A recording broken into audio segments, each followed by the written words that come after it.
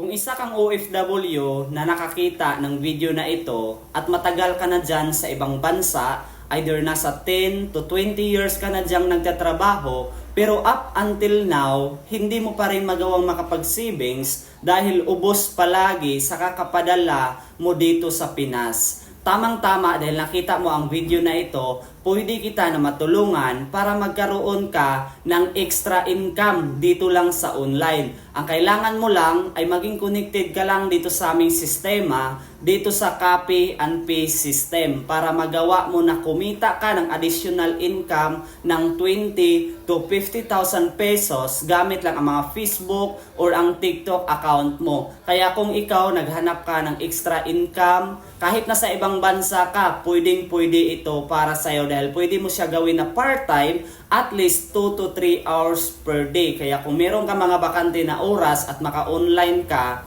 pwedeng-pwede ito para sa'yo. Kaya kung interesado ka na malaman kung paano, ang kailangan mo lang ay cellphone, stable internet connection, at yung tinatawag namin na user ID para magawa mo na makakonekta dito sa aming sistema sa copy and paste system. Kaya i-comment mo lang ang country mo sa ibaba ng video na ito para mag-guide kita kung paano. See you!